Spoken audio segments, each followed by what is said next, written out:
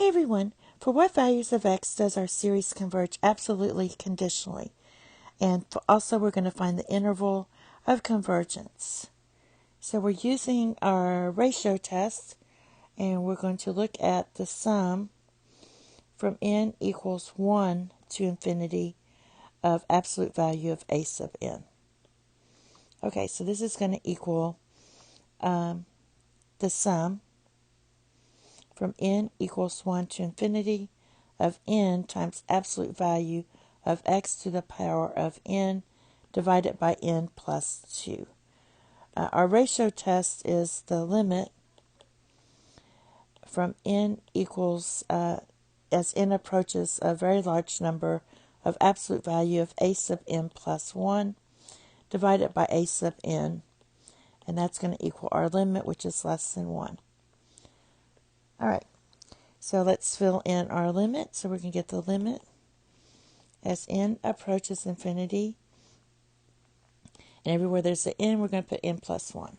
So we're going to have n plus 1 times absolute value of x to the power of n plus 1 divided by n plus 3.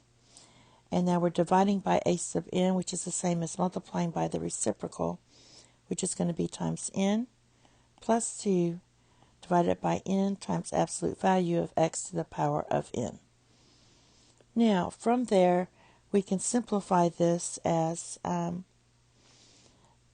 limit as n approaches infinity of, when you multiply these two together, you're going to get n squared plus 3n plus 1.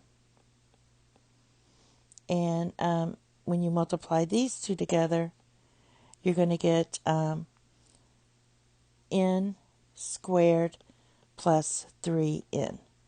And then when you divide these out, this is absolute value of x to the n times absolute value of x divided by absolute value of x to the n.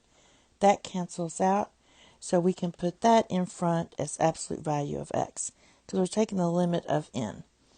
Since our degrees are the same, and you just divide the coefficients, so this limit's just going to equal 1.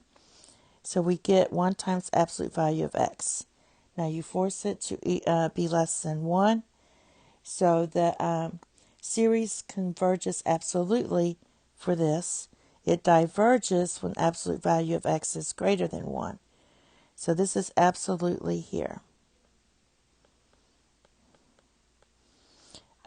By definition of absolute value, this can be written as x is less than 1 but greater than negative 1.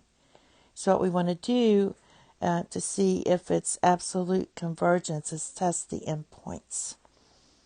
So to test the endpoints, you're going to look at x equals 1, and when you substitute x in for 1, you're going to get the limit as n approaches infinity of n to the power of n divided by n plus 2.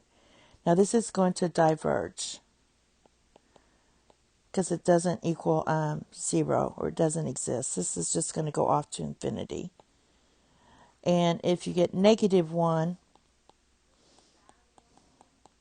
the limit as n approaches infinity of negative n to the power of n divided by n plus 2, this also diverges. It just goes off to negative infinity. Since my endpoints diverge for x equals plus or minus 1, our interval of convergence is just going to be negative 1, comma 1, and it converges absolutely on negative 1 and 1. If it didn't diverge here, if it was convergent, the only difference would be you'd have closed intervals. But since it diverges here, you have open intervals here. So the series converges absolutely here. Thank you. Have a nice day. Bye-bye.